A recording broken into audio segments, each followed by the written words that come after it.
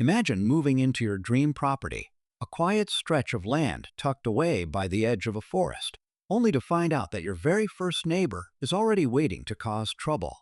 That's exactly what happened when I purchased this piece of land, thinking I had finally found peace and freedom surrounded by trees, fresh air, and silence. But that peace didn't last long because within hours of arriving, I was greeted by someone I didn't expect, Karen, the self-appointed queen of the nearby HOA. She marched right up to my driveway with that look that said trouble was coming, convinced that she had the power to control what I did on my own land. Karen insisted I had to follow her rules, even though my property wasn't part of her HOA at all. She waved papers, talked about fines, and tried to intimidate me into believing she had authority over me. But here's the catch: this forest is legally mine. I bought it, I own it, and I know my rights. Still, Karen wasn't ready to back down.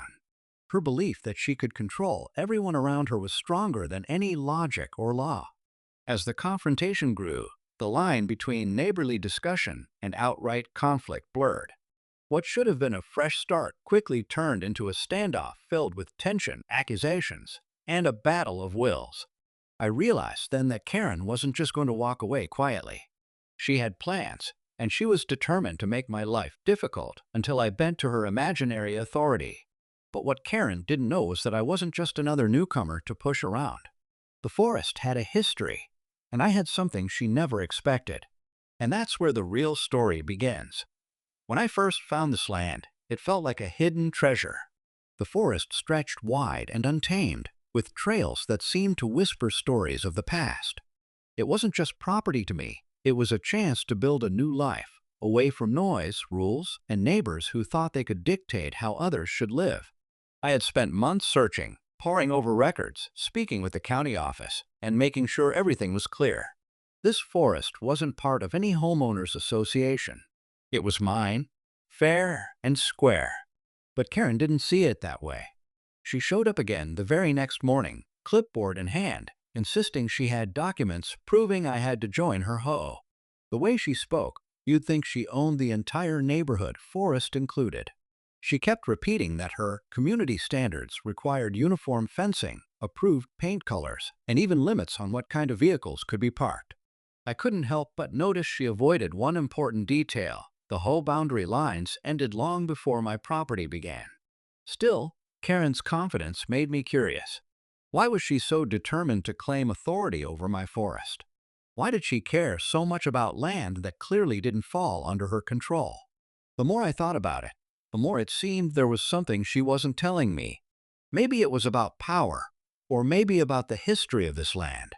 As I walked deeper into the woods, I noticed old stone markers tucked between the trees, almost hidden by years of moss and leaves. They weren't on any of the maps I had studied. Something about them told me this forest held more than just natural beauty. And if Karen knew about it, that could explain why she was so desperate to make me believe I belonged under her HOA's thumb. Karen's persistence only grew stronger with each day. She didn't just stop at knocking on my door. She began rallying the neighbors, spreading whispers that I was breaking the rules and refusing to respect community standards. Some people believed her, while others stayed quiet, clearly not wanting to get caught in the middle. It was strange, though. Even the ones who knew my property wasn't part of the HOA seemed nervous to speak up.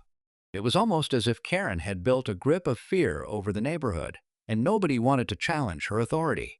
At the same time, the forest itself kept pulling me in. Those stone markers I had found weren't random.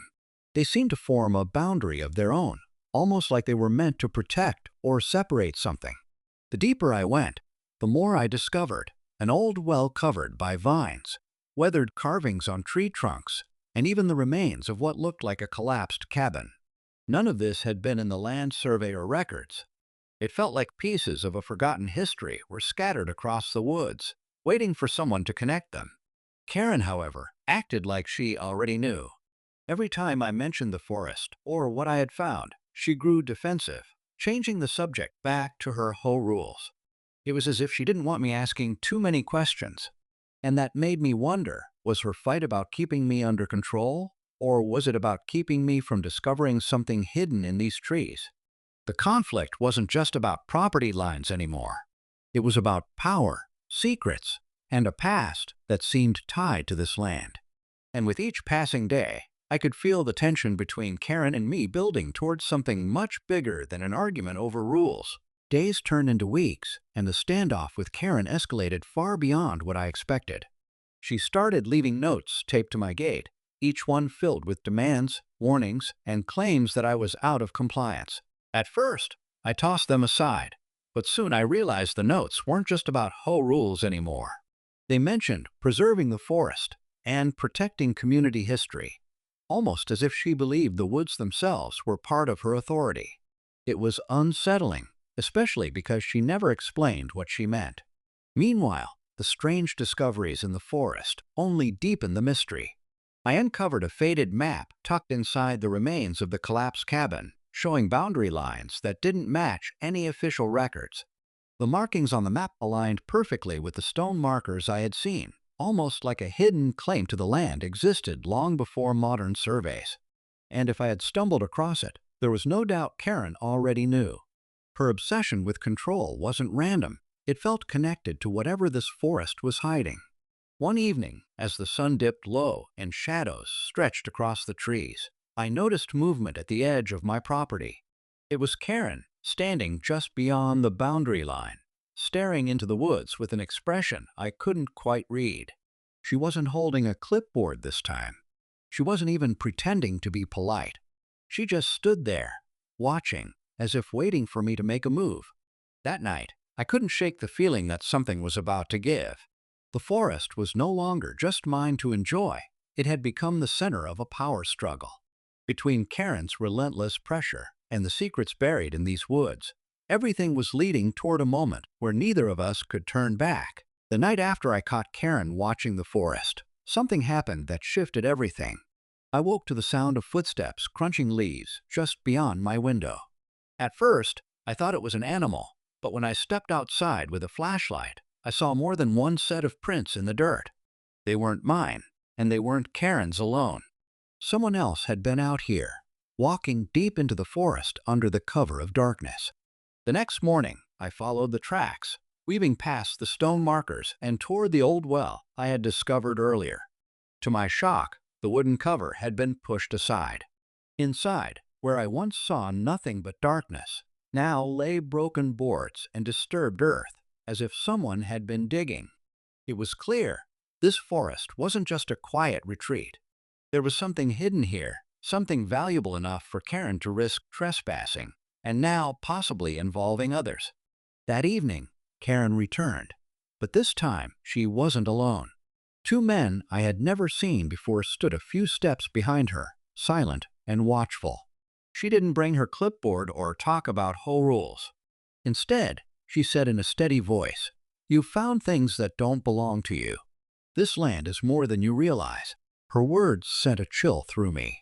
For the first time, it wasn't about community guidelines or control. It was about possession, secrecy, and perhaps even ownership beyond what the law could explain. As the sun sank behind the trees, I realized I wasn't just facing Karen anymore. I was up against something larger, something that tied her, these strangers, and the forest together. The stakes had shifted, and whatever this land was hiding, I was now in the very center of it. Karen's words hung heavy in the air, and for a moment, the forest felt alive with tension. I stood my ground, refusing to be intimidated by her or the two men behind her. I told her plainly that I owned this land, that I had every legal document proving it, and no HOA or hidden agenda could change that. But Karen didn't flinch. Instead, she gestured toward the stone markers and the old well, as if they were proof of something greater than my deed. The two men moved closer, their eyes fixed on me, but before anything escalated, I pulled out the folded map I had found in the ruined cabin. Holding it up, I said, "If you think this forest belongs to you, then explain this. These boundaries existed long before your HOA." For the first time, Karen hesitated. Her confidence cracked, and I could see doubt flicker across her face. The men exchanged glances, clearly unsettled. Then came the twist I never expected.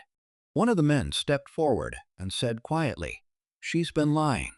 This forest doesn't belong to her, and it never did.